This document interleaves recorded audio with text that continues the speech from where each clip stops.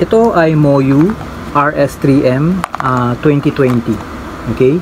So matagal na sa akin to. Ayan, 2020. Nung kailan ko ba nabili to? Mga 2021 ata. Basta mga 22, 23, 24. So lagpas 3 years na to sa akin. Okay? Kaya kung mapapansin nyo, medyo luma na yung kahon niya. Okay? Ito yung palaging ginagamit ko dati. Okay? So ito yung cube niya. Ito yung iba pang laman. Tingnan natin. Meron siyang accessory box. Ayan, accessories box niya nasa loob. Ito.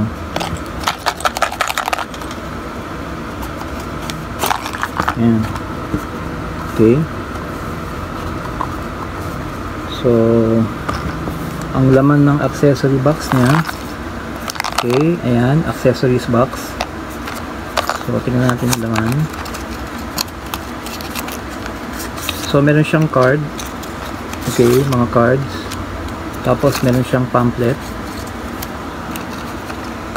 Ito rin, pamphlet din. Okay. Tapos, meron siyang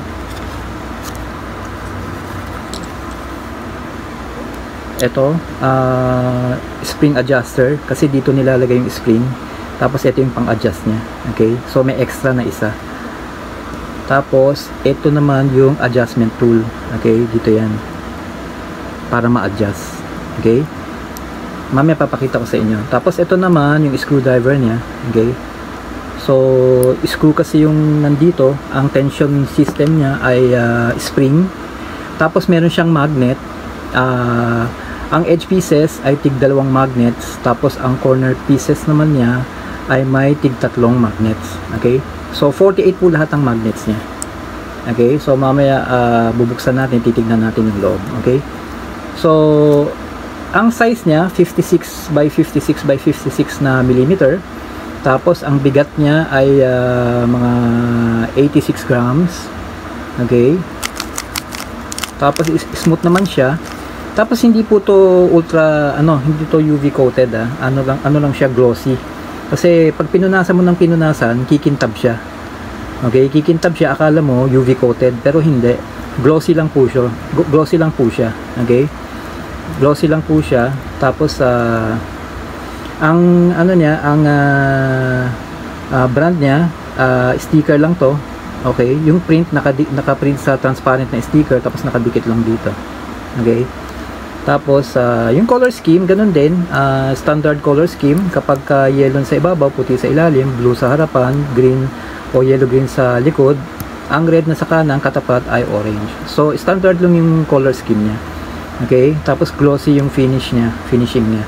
Tapos naka Florian mode na rin siya. Ayan, pabilog na. Tapos ito square rounded kasi ayan Florian mode nga, naka bilog na siya. Ayan, nakabilog na. Itong corner, yung kanto niya hindi naka-Florian kasi hindi naman kailangan, kasi pag dinaan nga dito, ayan, wala namang kantong tatama, di ba? Kaya walang problema. Okay? Tapos smooth naman siya, wala namang problema, out of the box. Smooth siya. Okay? Tapos buksan natin to para makita natin yung loob. Okay?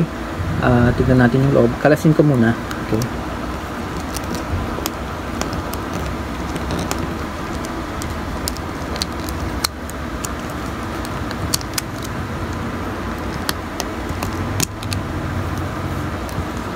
Ayan, may tornilyo siya. Okay, so tatanggalin ko na lang yung tornilyo para hindi tayo mahirapan na tanggalin tong mga piraso na to.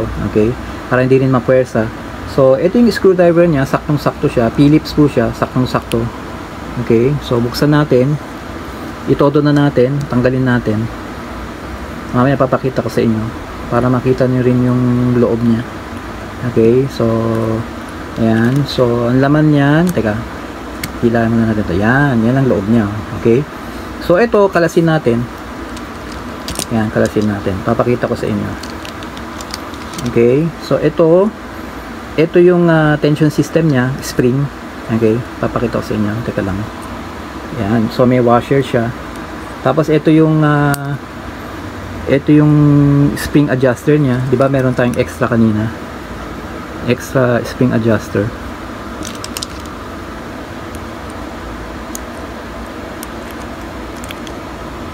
Yan. Yan, di ba? Ito yung spring adjuster niya, ito yung extra, yung kanina. Ito yung kanina extra. So ito yun, okay? Kasi dito po nilalagay yung ano muna, yung washer, lalagay yung washer diyan. Okay? Ayan yung washer nasa loob. Okay? Ayan, nasa loob yung washer. Pagkatapos, ito yung spring niya. Yan. Ito yung tensioning system niya.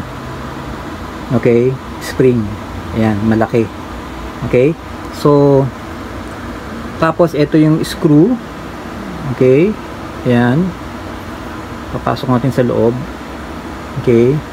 So, hindi lalagpas yan kasi malapad yung ulo niya. Kaya hindi siya lalagpas. Tapos, ipapasok dito. Okay? Ayan. Tapos, ipapasok dito. Tapos, ito naman ang ipapasok dito. I-screw. Okay? Mamaya, papakita ko sa inyo. So, itong spring niya, actually, pag nakaganyan po, relax po siya, di ba? So, kapag relax yung spring, ayan, relax siya. Okay? Pag relax yung spring, walang tension na pumipiglas. Ibig sabihin, maluwag siya. Kapag hinigpitan kong ganon, ayan, hinihigpitan ko na, iniipit ko, meron siyang tension na gustong pumiglas na pag ganon. Okay? Ibig sabihin, humihigpit. Mas humihigpit siya. Okay? So, pag nilagay ko to sa spring ano niya, adjuster niya, ito yung spring adjuster, yung plastic niya. Teka, yan. Okay, so ito yung spring adjuster niya.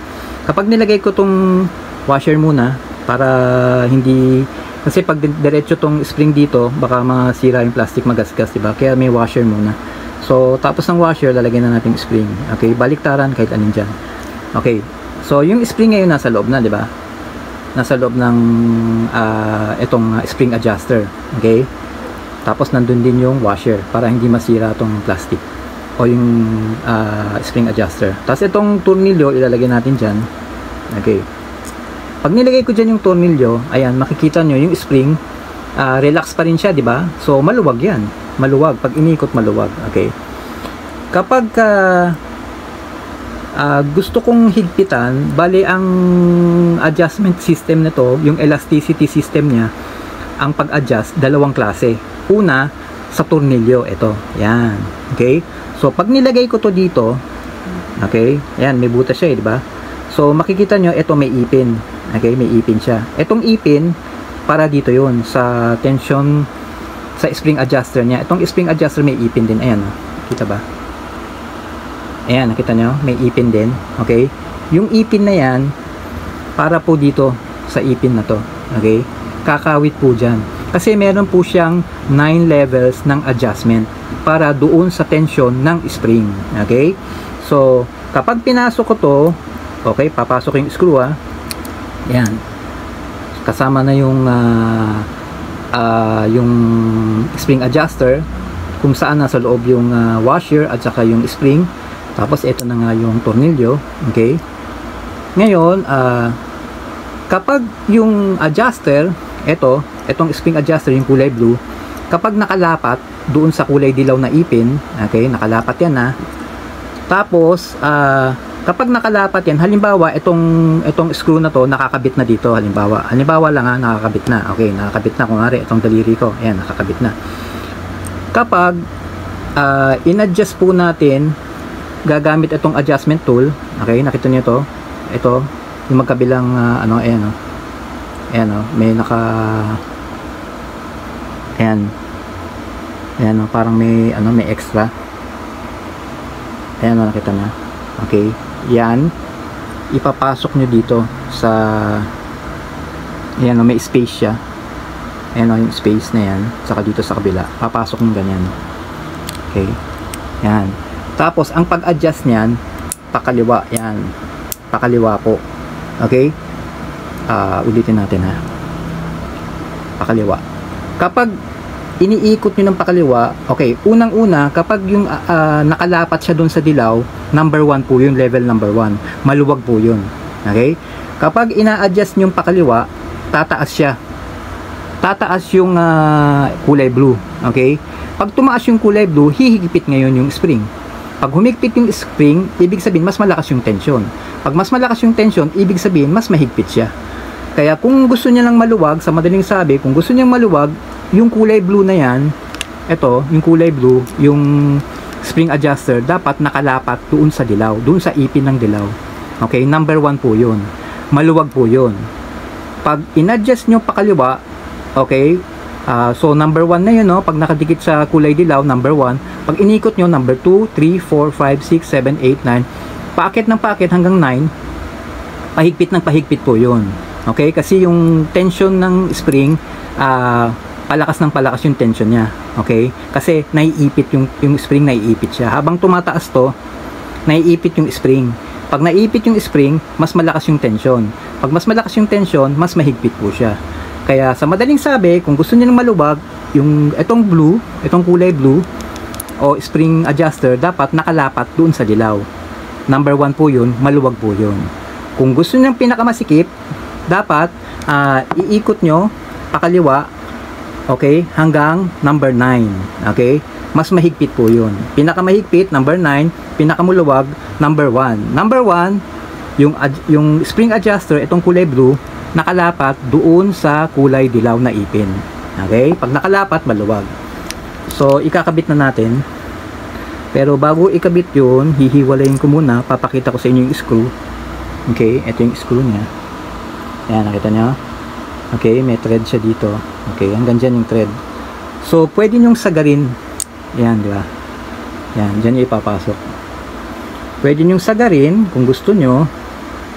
Pag sinagad nyo, sisikip siya. Siyempre, bababa to eh. Pag bumaba yan, sisikip. Okay? Problema, pag masikip, mahirapan kayo sa corner cutting.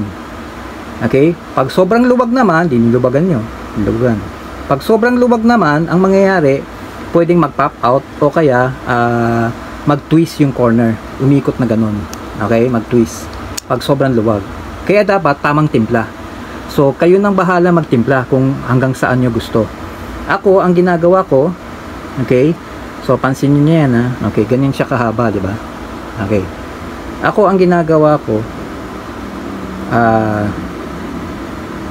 kalahati lang halos nung thread. Okay? Hindi ko binabaon ng todo, pero hindi rin maluwag na maluwag. Okay? Yan. Hanggang ganyan lang ginagawa ko. May makikita ka pang thread. Kalahati. Okay? Tandaan nyo yan, ha? Ikakalasin ko. Tignan nyo yung haba. Yan, no? Ang haba, diba? Oh. Diba? So, lagpas kalahati yung baon ko.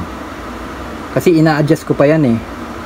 Kung naramdaman kong masikip, a-adjust ko. Kung naramdaman kong maluwag, a-adjust ko. Okay? So, yan. Yan siya, oh. So, meron pa rin akong thread na nakikita. Ayan, oh. Ayan. May thread pa. Diba? May thread pa dapat ako nakikita. Para hindi siya mahigpit na mahigpit. Okay? Ngayon, pag sumobrang luwag o medyo maluwag, dito ko na lang ina-adjust sa dito sa ano niya, sa tension niya, sa spring. Dito sa spring adjuster. Diyan ko na lang ina-adjust. Okay? So, ikabit na natin. Bago ko ikabit, kalasin muna natin lahat para makita nyo muna. Teka, balik ko muna to. Okay? So, kalasin ko muna lahat. Oops, nalaglag. Kalasin ko muna lahat. Pakita ko sa inyo. Okay, kalasin natin lahat. Yan. Yan, okay. So, yan siya. Yan yung core niya. Okay? Yung core niya, opaque siya, hindi siya transparent. Plastic din po siya, pero opaque, hindi siya transparent. Tapos, meron din siyang wings. Ayan, oh, may mga wings din. Parang pakpak dito. Saka to. Yan. Dagdag tibay po yan para hindi basta-basta mababali. Okay? Matibay po siya.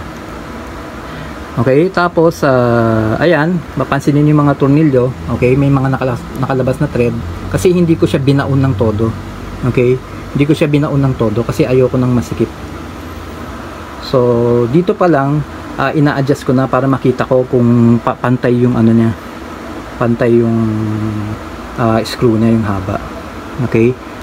So, ayan, may konting thread. may konting thread, may konting thread. Dito meron din yung puti. Okay, may makikita kang thread. Hindi ko binaon ng todo. Okay, ayoko kasi ng mahigpit. Okay, so yan ang ginagawa ko. May nakikita akong konting thread. Okay, pag may nakita akong konting thread, okay na yan. Okay, kung maluwag pa o masikip o maluwag, dito ko na lang ina-adjust. Dito ko na lang sinisikipan. Okay, dito ko ina-adjust. So ngayon, ibalik na natin. Lagay muna natin to. Okay, so ayan, ikot lang natin. Okay, kaya na daliri eh. Ayan o. Ayan o.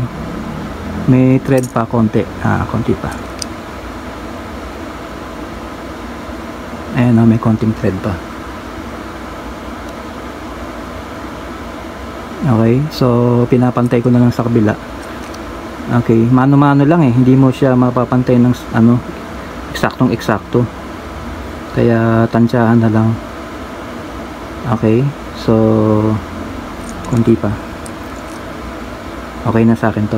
Okay, so yan ang adjustment ko. May nakikita akong konting thread. So nasa sa inyo na yan. Kung gusto nyo mas mahigpit pa o mas maluwag, nasa sa inyo na po yun. Basta't pag mas maluwag, sobrang luwag, kakalas siya, magpa-pop out at saka magtutwist yung corner. So ibig sabihin, kailangan higpitan nyo ng konti. Pag sobrang higpit naman, ang ibig sabihin, yung corner niya, yung corner cutting, mahirapan kayo. Okay? So yun ang mga signs. Pagka nahirapan kayo sa corner cutting, ibig sabihin sobrang higpit yun. Saka pag iniikot nyo, mahigpit. Okay? Kapag nagpa-pop out naman, at saka nagtutwist yung corner, o pag iniikot nyo, halos kala mo kakalas, maluwag po yun. Sobrang luwag naman. Okay? So kayo na bahala magtimpla pagdating doon. So ngayon, takpan na natin.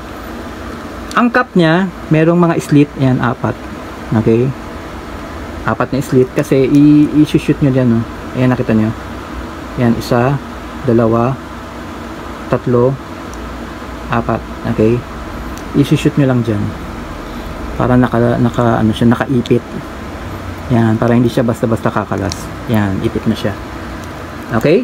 So ngayon, i-assemble na natin.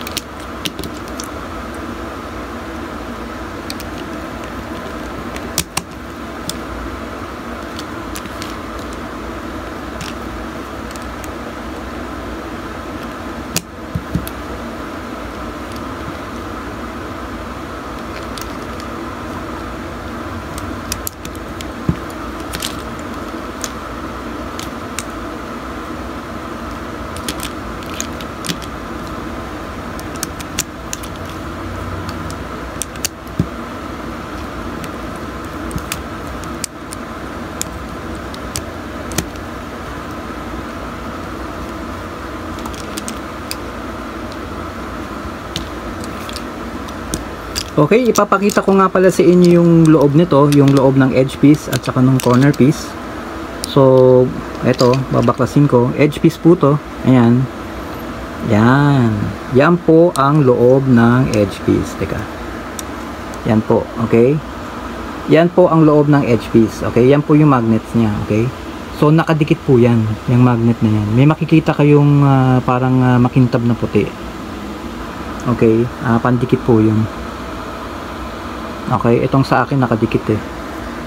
Itong nabili ko, ewan ko lang dun sa unit na nabili nyo kung nakadikit din. Pero ito nakadikit po to. Ayan o. May nakikita akong makintab na puti.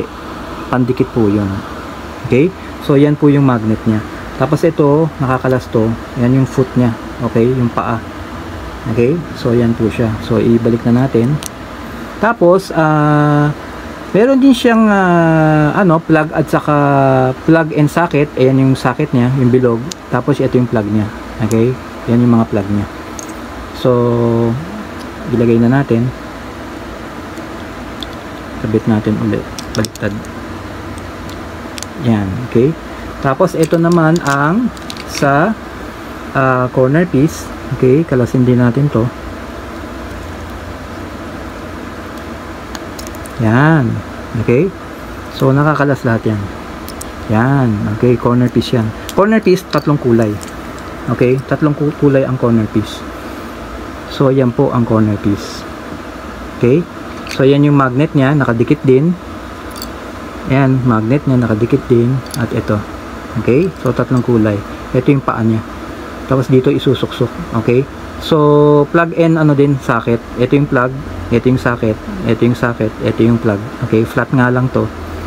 Okay, so ikabit muna natin to. Papakita ko muna pala yung yung attract and repel. Ayan, kita nyo? Ayan. Pag edge to edge, nagre-repel siya. Ayan o. Ayan, kita nyo? Ayan. Tinutulak niya. Ayan o. Oh, tinutulak niya. Oh, ayan o. Tinutulak niya. Pag edge to edge, tinutulak niya. Pagka corner piece at saka edge piece, okay, ina-attract niya. Ayan, nakadikit. Ayan, dumikit. Okay, ina-attract niya. Edge saka corner, nag-a-attract. Pag edge to edge, nire-repel, tinutulak. Okay? So, ikabit muna natin tong lahat bago natin ikabit yung tiles ng or yung cup ng corner piece para matama yung pwesto. So, kabit muna natin to.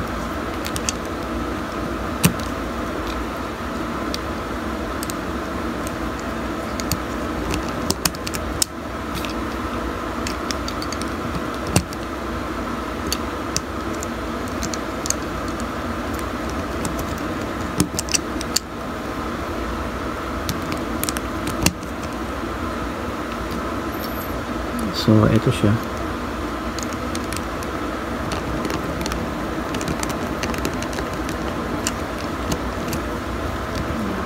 Huli na natin itong ito muna.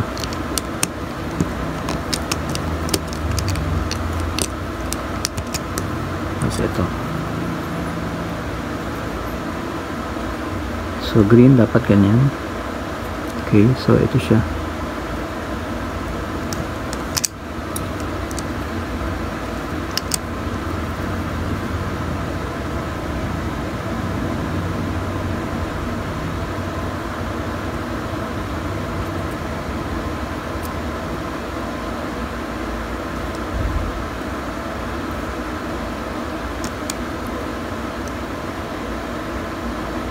Ayan, green. Okay, tapos yellow sa ibabaw.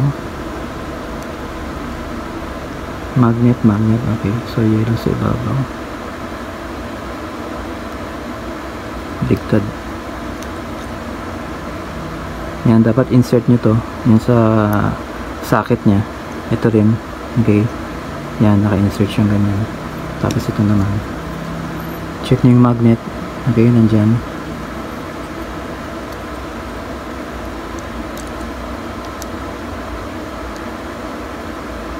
Okay, insert lang sa socket. Insert lang sa socket. Okay. Yan. Okay. Tapos, kabit na natin.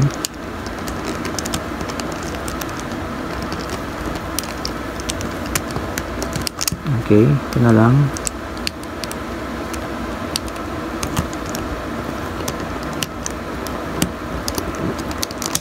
Yan. Okay. Nakakabit na siya. Okay? So, ngayon, ite-testing natin yung corner cutting niya, kung okay. So, ito siya. Ito yung, ano niya, alignment. Okay? Ito yun. So, bago nga pala natin i-check yung corner cutting, i-set muna natin yung ano niya, yung level. Yung tensioning system niya kung pare-pareho. Okay. Yan. Okay. So, wala naman siyang clip. Kaya, meron lang siyang slip para may slit para maipit lang dito. Wala siyang clip. Kaya, pwede nyong iangat na lang kahit saan dyan sa kanto. Sa apat na kanto. Excuse. So, ngayon, ito yung tensioning system niya. Kung mapapansin nyo, nakaangat, di ba? Okay. Ayan, kita ba? Ayan. Ayan, oh, nakaangat yung kulay blue. Ito. Diba? Nakaangat siya. Ayan. Ayan, oh, nakaangat. Lapat-lapat. Kasi gusto ko maluwag. So, ito yun. Ikot natin. Teka. Ayan, ulit.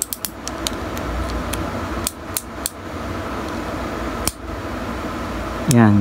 Okay. So, kung mapapansin nyo, okay, yung kulay blue, yan yung spring adjuster, nakalapat po doon sa ipin na kulay dilaw. Okay? Itong kulay blue, may ipin din yan, nakalapat doon sa kulay dilaw. Okay? Number 1 po yan. Maluwag po yan. Okay? Ngayon, ito yung adjustment tool niya. So, ipapasok natin. Ito, kita nyo to. Yan, yan. Saka yung kabila, parang may ipin. Yan, ito. Okay? So, dito, may parang butas. Okay, may parang slit na malaki. Papasok nyo dyan. Yan. Papasok nyo lang yan. Pag pumasok na, pihit nyo pa kaliwa. So, number 1 yan ha. Number 1 na. Pag nakalapat, number 1, maluwag yan. Tapos, 2, 3, 4, 5, 6. Pahigpit ng pahigpit po yan. 7, 8, 9. Okay? Sagad na po higpit niyan. Okay? Mas mahigpit po yan. Ngayon, pag inikot nyo pa, babalik uli sa number 1. Ayan, bumalik sa number 1. Eh, gusto ko maluwag, kaya lalagay ko sa number 1. Okay? So, nasa number 1 na siya. Balik natin tong clip.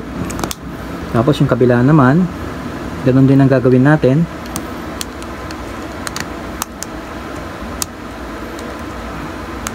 Okay? So, tingnan natin. Ayan, lapat na siya. Ibig sabihin, nasa number 1 na. Okay na yan. Okay, tapos check natin yung pula.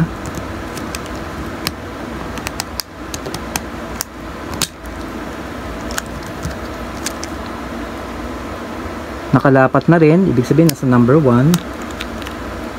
Okay, tapos yung orange naman.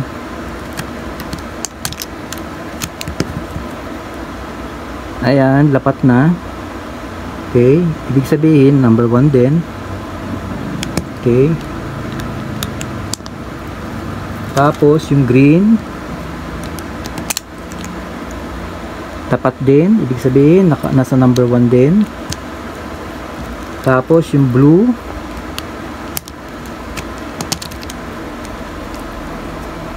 okay, lapat na.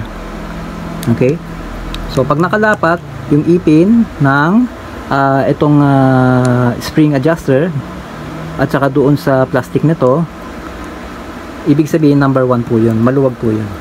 Okay? So, okay na siya. Ngayon, okay, i-testing natin yung kung binuka akong ganyan, napapansin nyo, kung mapapansin nyo,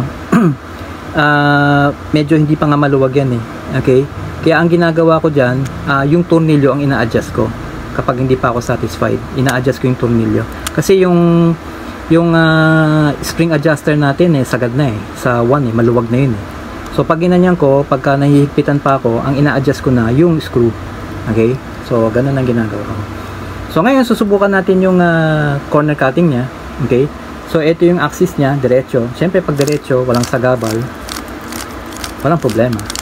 Okay? Ngayon, kapag inikot natin tong bahagya, so ito yung axis niya, yung sa taas na punta na dito. So may bara na, dapat hindi na aandar yan. Pero umandar pa rin, di ba? So, konti pa, usupan natin ng konti. Ito yung axis. Yung sa taas, nandito na. Dapat hindi na aandar yan dahil barado na. Umandar pa rin. Sagarin na natin. 45 degrees yan. Ang 90, ganun. So, kalahati, 45. So, ito yung axis niya. Yung kabila, sa taas, nandito na. Ang layo na, di ba? So, nakabara na to. Tingnan natin kung iikot. Okay. Isa pa. Yun. Isa pa. Yun. Isa pa. Okay. Okay. Minsan hirap siya, minsan kaya niya. Ayan o. Okay. Ayan, 45 degrees. Nandito yung sa taas. Oh, ito kaya. Oh, ito medyo hirap. So, minsan hirap, minsan kaya. So, pag ganyan, pwede niyo i-adjust yung yung tornilyo. Pwede niyo palubagin ng konti. Kasi nga sabi ko nga parang kung binuka kong ganun, parang mahigpit. So, pwede nating i-adjust ngayon. Okay, tornilyo. So, bilangin natin yung ikot. 1, 2, 3. Okay. So, medyo hindi siya pantay. Nakaumbok tong tornilyo. Okay. Tapos, sa puti, ganun din. Adjust natin. Basta pag nagka-problema sa corner cutting, ibig sabihin, mahigpit siya. So, a-adjust nyo ngayon yung it's either yung tornilyo 2, 3. Okay, medyo nakaumbok. Okay. So, it's either yung tornilyo o kaya yung ito, yung spring adjuster niya. Kaya lang spring adjuster natin sagad na eh. Sinagad ko na sa maluwag eh. Kaya yung ina-adjust ko ngayon ay yung tornilyo na mismo. Okay? So, since manual, so tatansyahin nyo na lang. Okay? Ako palatandaan ko basta medyo nakaumbok siya. Hindi siya pantay na ganito flat. Mararamdaman nyo mahawakan nyo, nakaumbok siya sa gitna. Ibig sabihin, inangat ko 1, 2, 3. Inangat ko yung tornilyo para lumuwag. Okay? Tapos yung orange. Siyempre pag sobrang luwag, hindi nakalas na lahat. Pwedeng makalas lahat. O kaya mag-pop out, o kaya mag-twist yung corner. So, talagang ititimpla nyo. Kayo na bahala magtimpla. Okay? Basta pag sobrang sikip, pag naramdaman yung mahirap pa 1, 2, 3. Pag mahirap yung corner cutting niya, medyo hindi umiikot, ibig sabihin mahigpit po yun. So, adjust nyo na lang. Pwedeng yung tornilyo, pwedeng yung spring adjuster. Okay? Pero sa akin, sagad na yung spring adjuster, kaya ina-adjust ko ngayon ay yung tornilyo.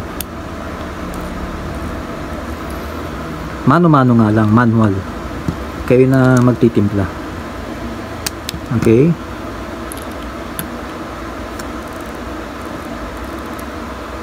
Yan.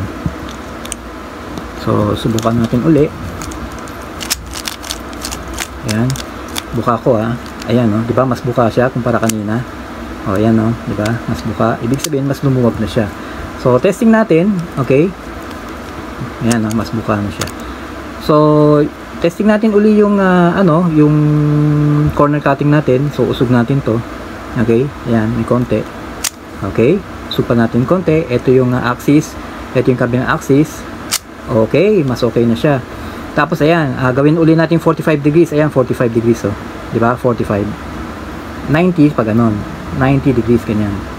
Ito kalahati niya 45. So, ito yung axis sa baba, ito naman yung sa taas, di ba? Okay? So, testing natin. Okay? Ulitin natin. Ayan, so pwede nyo i-adjust, pwede nyo pang luwagan pa, di ba? Pero kung ikumpara natin kanina, okay na, ang laki ng diferensya na. Kasi kanina talaga masikip eh.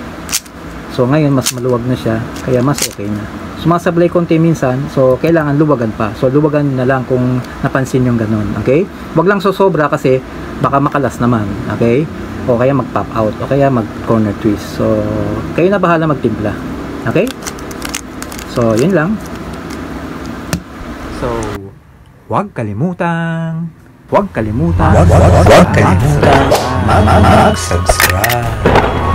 Maraming salamat.